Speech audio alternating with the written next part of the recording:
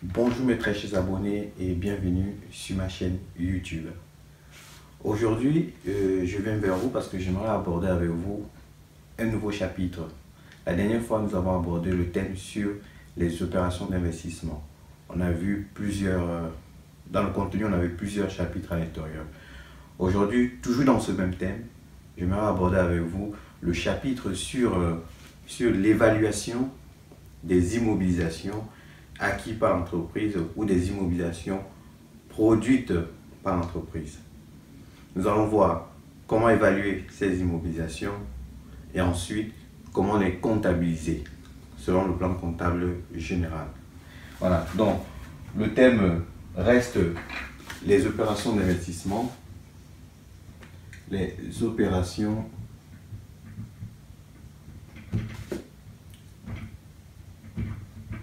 d'investissement. Voilà. On reste sur ce même thème, mais aujourd'hui, on va parler de l'évaluation des immobilisations. L'évaluation et la comptabilisation des immobilisations. Donc, on aura l'évaluation et la comptabilisation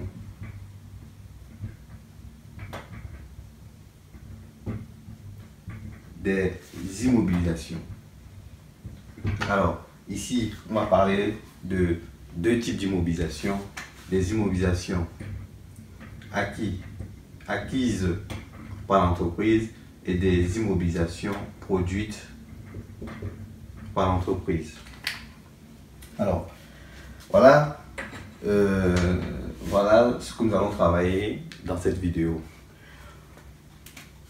Nous avons dans un premier temps, on a dit, pour les règles d'évaluation, il faut savoir, ici, on va aborder le sujet des immobilisations acquises. Les immobilisations acquises et d'autre part, les immobilisations produites par l'entreprise. Acquises par l'entreprise et ici, des immobilisations produites par l'entreprise. Dans les immobilisations acquises, on peut avoir des immobilisations incorporelles et des immobilisations corporelles. Donc, on a les immobilisations incorporelles et les immobilisations corporelles. Pareil ici, dans les immobilisations produites par l'entreprise, vous pouvez avoir deux catégories, les immobilisations incorporelles et les immobilisations corporelles. Les immobilisations corporelles, ce que nous allons voir aujourd'hui portera sur les immobilisations corporelles. Nous allons travailler ici les immobilisations corporelles. Ça peut être les immobilisations corporelles acquises par l'entreprise à titre onéreux. On va mettre ici acquises à titre onéreux, d'une part, ou à titre gratuit,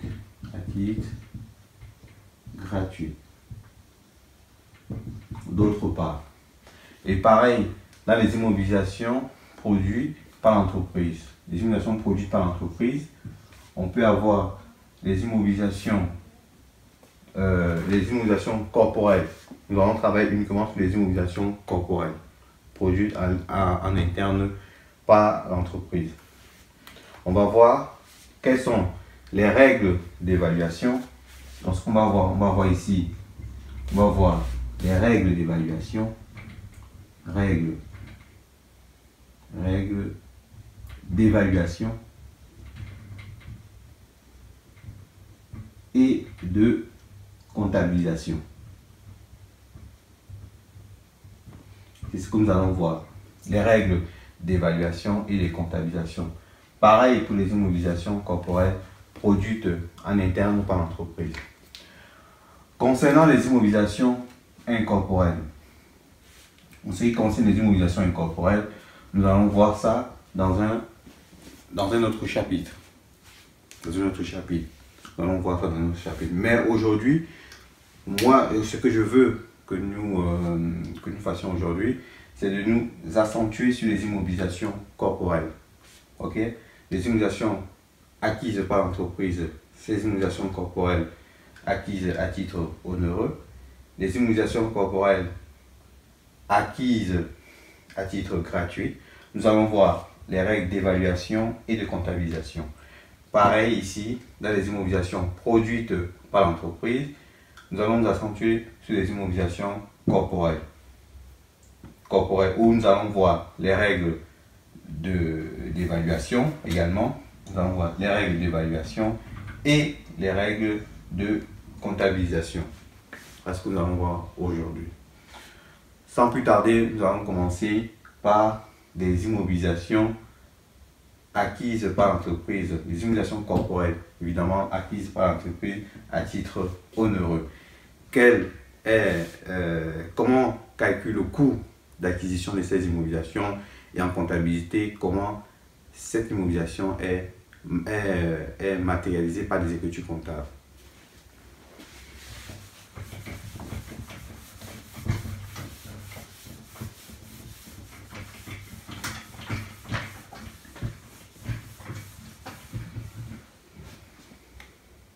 Donc, nous allons commencer avec les immobilisations acquises par l'entreprise. On va mettre ici un petit A. On a ici immobilisation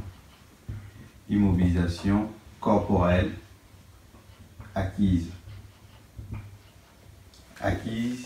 par l'entreprise. Alors, les immobilisations corporelles acquises par l'entreprise. On a les immobilisations, on a dit qu'on avait les immobilisations corporelles à titre onéreux.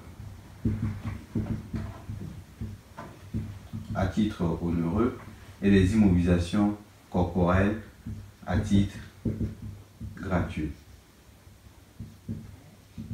Voilà. Les immobilisations corporelles à titre gratuit. Les immobilisations corporelles acquises par l'entreprise à titre onéreux, comment évaluer leur coût d'acquisition?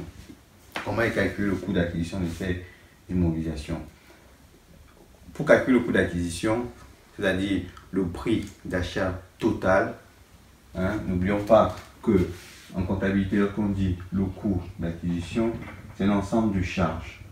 C'est la somme des charges, si vous voulez. C'est la somme des charges, si vous voulez, la somme des frais.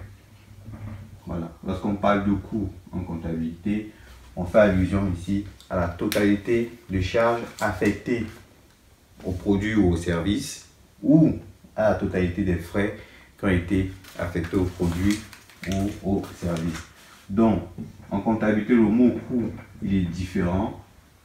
Il s'exprime différemment du mot charge. Et qui parle de charge parle forcément de frais. Il n'y a aucune différence entre le terme ou bien le mot charge et le mot frais. Il n'y a pas de différence. Par contre, entre coût, le coût, c'est l'accumulation de charges. Donc, c'est ce que nous allons calculer ici. Nous allons calculer le coût d'acquisition des immobilisations acquises à titre onéreux par l'entreprise. Donc, on va mettre ici coût d'acquisition,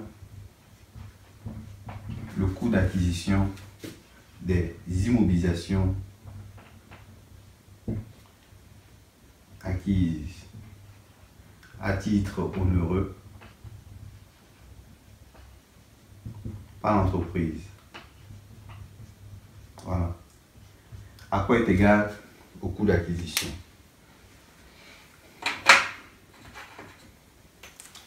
Le coût d'acquisition, la première chose qu'il faut retenir dans cette formule, le premier élément ici, c'est le prix d'achat. Le prix d'achat. Le prix d'achat ici, c'est le prix déboursé au moment de l'achat, c'est-à-dire c'est le prix initial, le prix d'achat net des rabais, remises et ristournes commerciaux, ainsi que de l'escompte de règlement. Ça, c'est le premier élément qui entre dans cette formule. Donc, on aura donc le prix d'achat net. Le prix d'achat. Alors, je vais Je vais vous écrire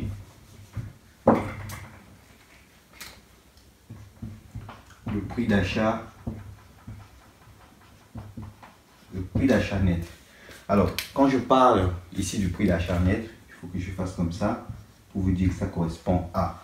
Quand je parle du prix d'achat net ici, je fais allusion ici au prix initial, déduction faite des rabais, remises et ristournes, des 3 R commerciaux, et déduction faite de l'escompte de règlement. Donc, c'est donc le prix d'achat, déduction faite, c'est-à-dire moins les rabais, remises et ristournes commerciaux, et moins l'escompte de règlement. Donc, il faut tenir compte de l'escompte de règlement. Voilà. Moins l'escompte de règlement. C'est ça qui vous donne ici, c'est ça qui correspond ici au prix d'achat net. Voilà. Au prix d'achat net.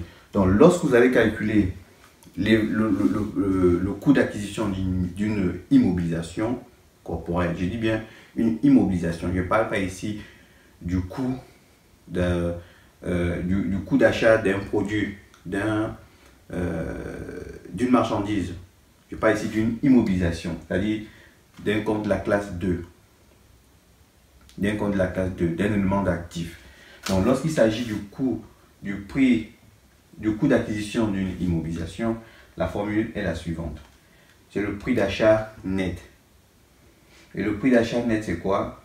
C'est le prix brut, le prix initial, le prix brut, déduction faite de rabais, remises et ristournes, déduction faite de l'escompte de règlement. C'est ça qui vous donne ici le prix d'achat net. À cela s'ajoute également un autre élément. Alors, ça, c'est le premier élément qu'il faut retenir. Ça, c'est le premier élément. Donc, le prix d'achat net, c'est le premier élément qu'il faut retenir. Plus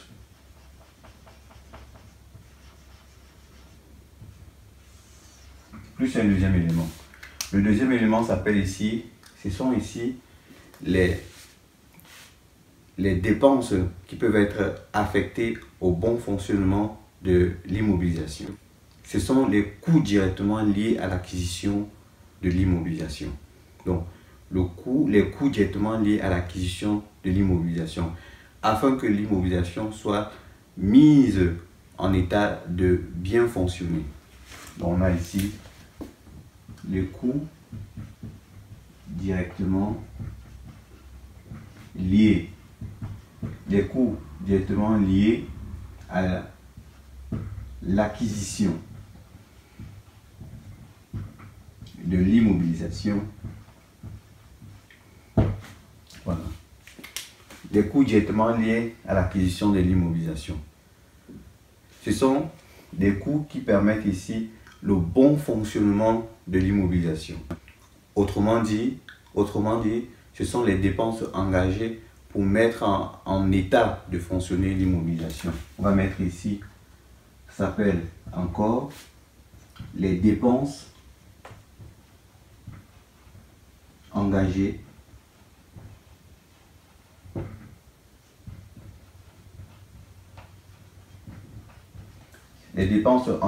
pour mettre l'immobilisation en état de fonctionner. Pour mettre l'immobilisation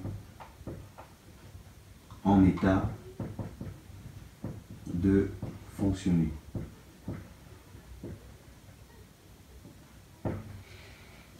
Voilà.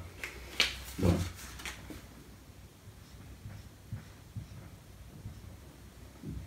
à quoi correspondent ces dépenses? Les dépenses engagées pour mettre l'immobilisation en état de fonctionner.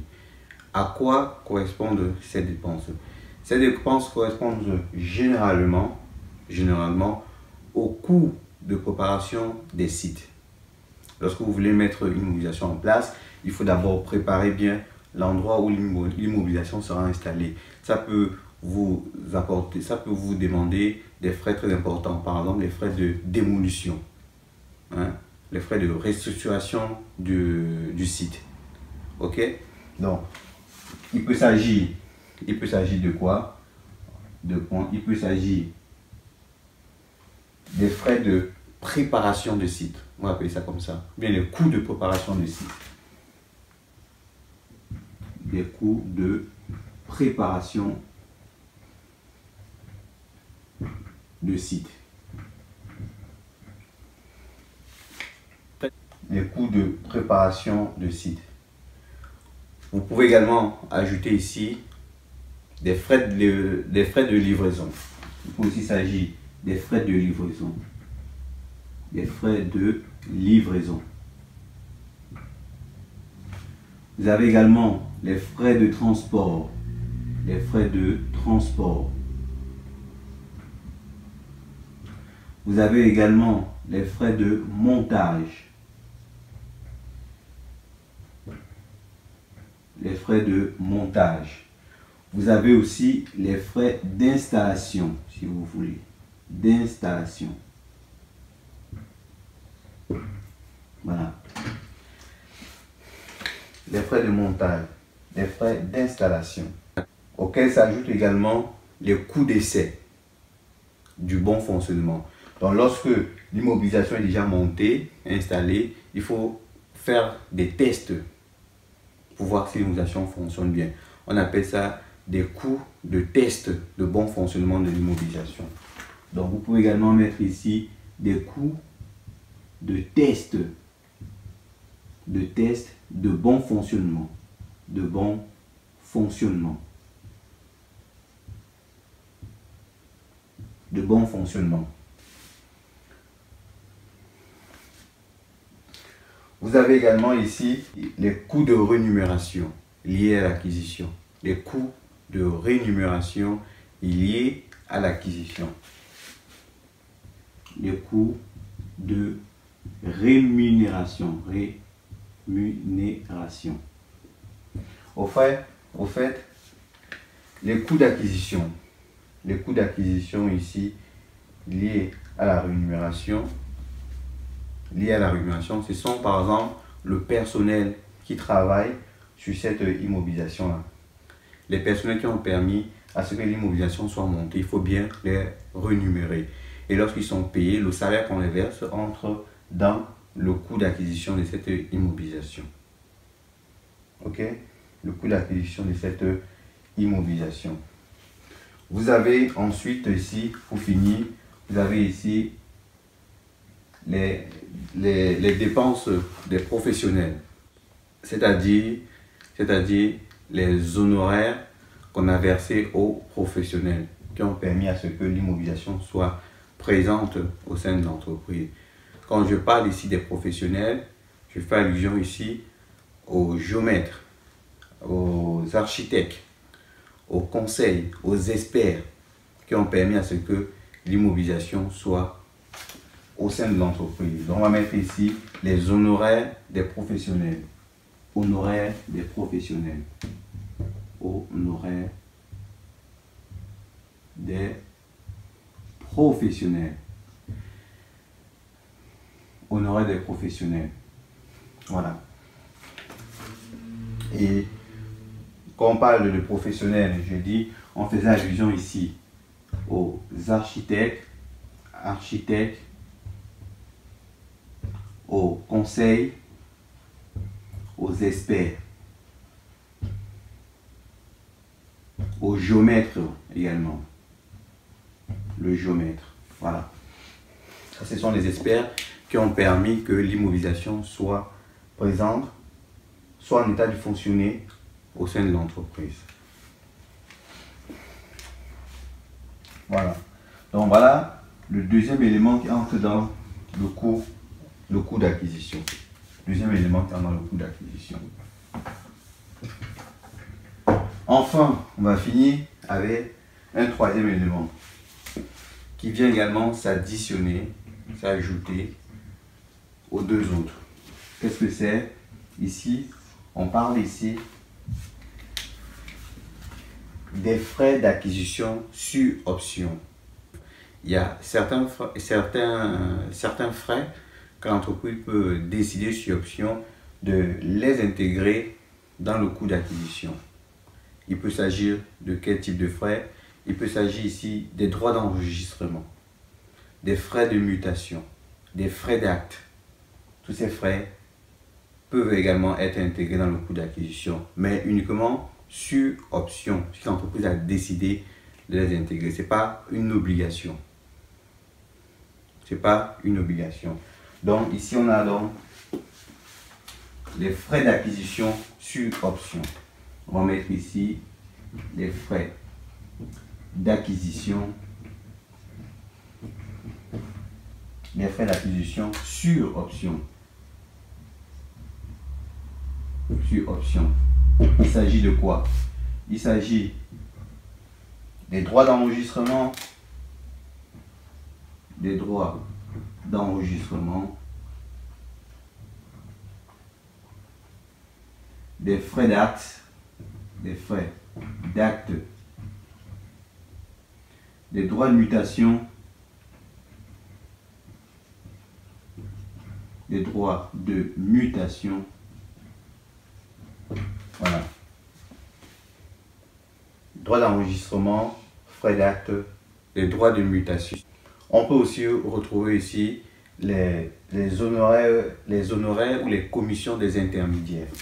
Donc ici, voilà, on va mettre ici.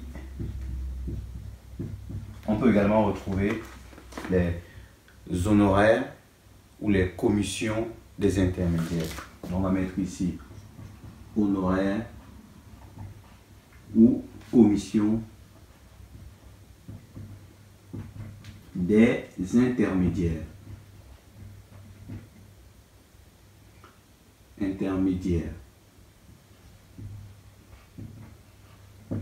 Voilà. Les honoraires ou les commissions des intermédiaires. De quel intermédiaire s'agit-il? Il peut s'agir ici des avocats,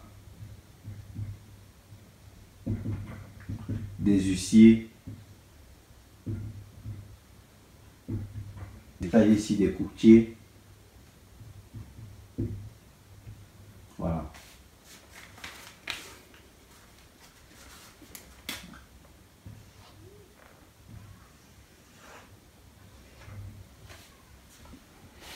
Il s'agit des courtiers. Donc, voilà comment est calculé le coût d'acquisition d'une immobilisation corporelle. Je dis bien le coût d'acquisition d'une immobilisation. Il ne faut pas confondre une immobilisation et un achat simple de biens et services. Ok? Lorsque vous enregistrez par exemple une facture d'achat de marchandises, lorsque vous l'enregistrez, vous enregistrez dans le compte achat de marchandises, la facture. Lorsque vous enregistrez achat de marchandises, vous mettez la TVA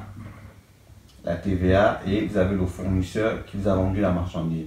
Et ici, c'est le prix d'achat. On est d'accord qu'ici, c'est le prix d'achat net. Le prix d'achat net de quoi? De rabais, remise et ristourne. On est d'accord. C'est le dernier net commercial que vous enregistrez ici. On est d'accord sur le dernier net commercial.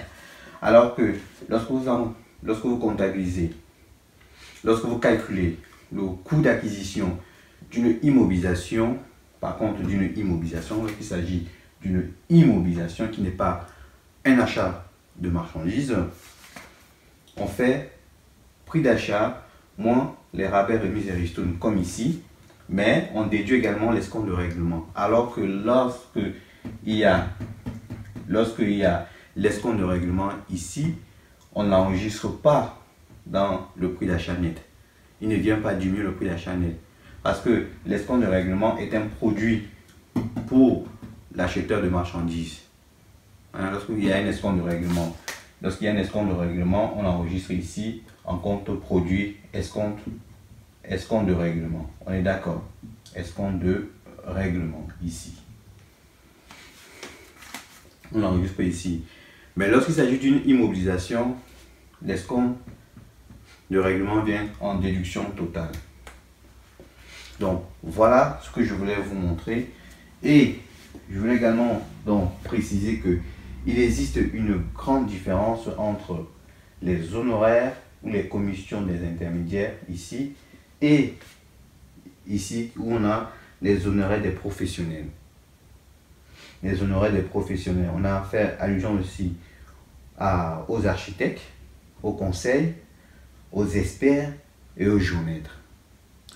Là, on parle ici des honoraires ou des commissions des intermédiaires. Ils sont ici quoi? Des avocats, des huissiers et des courtiers. Ils sont vraiment les intermédiaires entre les intermédiaires, c'est-à-dire ceux qui ont permis à ce que l'opération soit que l'opération aboutisse par des signatures. Ils ne sont pas liés directement à l'acquisition. Ils ne sont pas liés directement. Au fait, quand je dis directement, c'est-à-dire que ce ne sont pas eux. Ils ne correspondent pas à la mise en place de l'immobilisation. Sans eux, on ne peut pas avoir l'immobilisation, mais ce n'est pas eux qui définissent la qualité de l'immobilisation. Parce que la qualité de l'immobilisation est définie par des professionnels ici. Les honoraires des professionnels. Voilà, c'est ce qu'il faut retenir. Donc, les honoraires des professionnels dont on parle ici, il s'agit ici des personnes qui impactent directement sur la qualité, sur l'emplacement de l'immobilisation. Alors que les intermédiaires ici n'ont aucun effet sur la qualité, l'emplacement, la forme de l'immobilisation. Voilà. Donc, le coût d'acquisition d'une immobilisation se comptabilise ainsi, se calcule ainsi. L'évaluation, ça c'est l'évaluation. Ça c'est pour donner la valeur d'une immobilisation. C'est-à-dire, on va mettre ici la valeur d'une immobilisation. La valeur, je ne parle pas de prix, parce que le prix il est définitif, alors que la valeur, il varie en fonction de tout vendeur. Ok? Donc, la valeur de l'immobilisation ici, c'est quoi? La valeur de l'immobilisation, c'est le prix d'achat net. Et le prix d'achat net, c'est quoi? Le prix d'achat net, c'est le prix d'achat brut, c'est-à-dire qui figure en dessus de la facture. Déduction faite des rabais, remises et ristournes. Déduction faite également de l'escompte de règlement. On a donc le prix d'achat net. Voilà. Vous avez ici le prix d'achat net. C'est ce prix d'achat qui entre dans la première, qui est le tout premier élément de la formule. Le deuxième élément, c'est quoi? C'est le coût directement lié à l'acquisition de l'immobilisation. Les coûts directement liés à l'acquisition de l'immobilisation, on a dit que ce sont les dépenses engagées pour mettre l'immobilisation en état de fonctionner. Ce sont ces dépenses qui permettent à ce que l'immobilisation soit prête à être utilisée.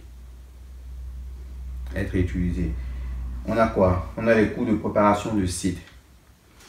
Pour installer l'immobilisation, sûrement il faut peut-être démolir, je sais pas moi, un immeuble.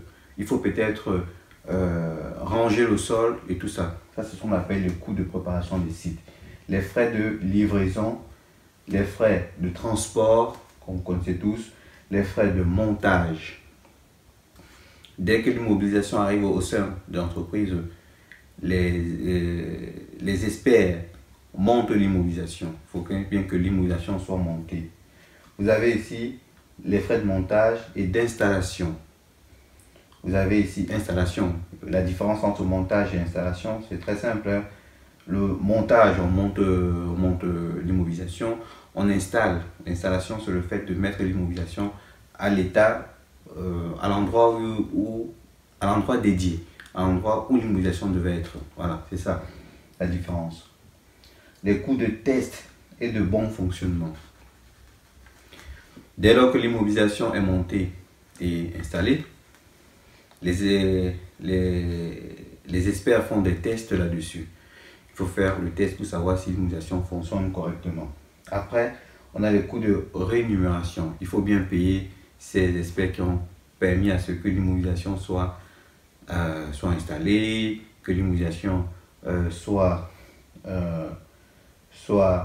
testée également. Et vous avez ici les honoraires des professionnels. J'insiste là-dessus. les honoraires des professionnels. C'est-à-dire des personnes qui influencent la qualité, l'emplacement, qui influencent l'aspect technique de l'immobilisation. Vous avez l'architecte, le conseil, les experts et les géomètres. Auxquels s'ajoutent également les frais d'acquisition sur option. Voilà. Je vais préciser ici sur option pour vous dire que l'entreprise peut décider de ne pas mettre ses frais dans le coût d'acquisition et les comptabiliser directement en charge. Ok? Et les mettre directement dans un compte de charge spécifique. Voilà. Donc, vous avez ici donc les droits d'enregistrement qui entrent dans les frais directement, les frais d'acquisition, les frais d'acte, les droits de mutation, les honoraires les honoraires ou commissions des intermédiaires. Vous avez les avocats, les huissiers et les courtiers. Alors, ces frais peuvent ne pas être comptabilisés en immobilisation. L'entreprise peut décider de mettre ces frais en charge. Si l'entreprise décide de mettre ça en charge, ces frais doivent être comptabilisés dans un compte 622. S'il faut les enregistrer en charge, il faut les enregistrer dans le compte 622. Voilà. Si l'entreprise décide de les mettre en charge. Et en 622, qu'est-ce qu'on a selon le plan comptable?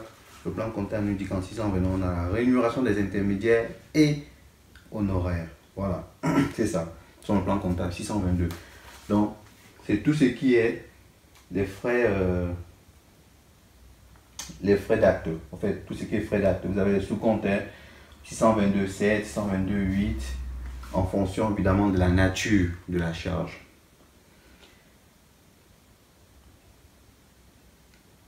Les frais d'acte et de contentieux 622,7, les rémunérations des transitaires 622,4.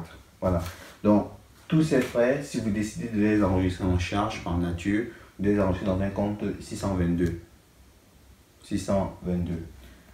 Mais en général, les entreprises optent pour la comptabilisation de ces frais en compte d'immobilisation. Donc, voilà ce que je voulais vous montrer au niveau des immobilisations corporelles acquises par l'entreprise. Immobilisation corporelle acquise par l'entreprise. Voilà, c'est ce que je voulais vous montrer ici. Et quelle est la comptabilisation? S'il faut comptabiliser, dès que l'immobilisation, la valeur a été donnée, imaginons par exemple le prix d'achat net ici, on a 2 euros, on va dire prix d'achat net ici, on va dire on a 5 euros ici. Le coût directement lié à l'acquisition ici, on a 4 euros, ça nous fait 9 euros. Et les frais ici, au total, ça nous donne 1 euro. Ça nous fait 10 euros au total. Comment comptabiliser tout cela? Tout cela peut être comptabilisé ainsi. Dans la comptabilité, il suffit tout simplement d'ouvrir son journal, de mettre l'immobilisation corporelle. L'immobilisation corporelle. Alors, ça va dépendre du type d'immobilisation que vous avez mis en place. S'il s'agit par exemple, d'une construction, vous pouvez mettre dans le compte 213. S'il s'agit du matériel outillage, 215. En général, c'est ça. En général, c'est le matériel outillage, dans le compte 215. Vous mettez donc l'acquisition de l'immobilisation.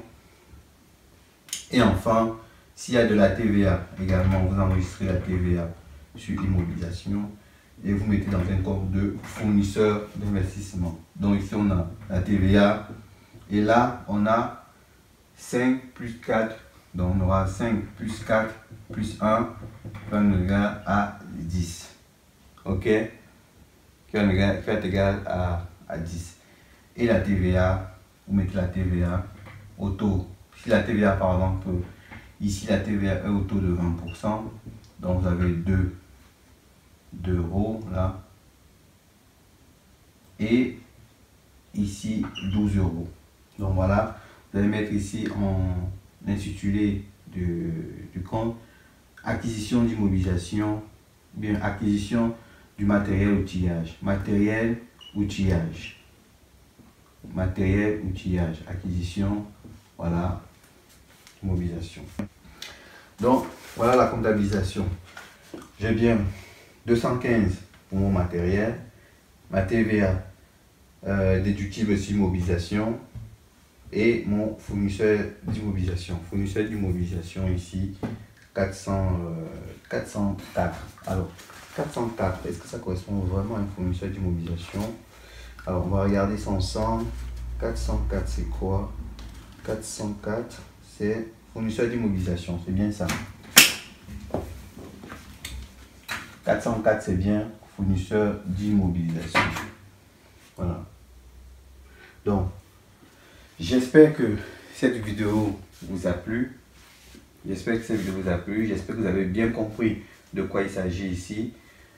Dans la prochaine vidéo, nous allons aborder les immobilisations corporelles acquises à titre gratuit. Je vous remercie de m'avoir suivi. Merci de vous abonner à ma chaîne YouTube. N'hésitez pas à la partager, n'hésitez pas à commenter, n'hésitez pas à mettre un pouce bleu si la vidéo vous a plu. Ensemble, nous allons partager nos techniques qui nous permettent nos techniques comptables qui nous permettent de mieux nous en sortir, soit dans nos études, soit en entreprise. Merci beaucoup de m'avoir suivi et je vous dis à la prochaine vidéo.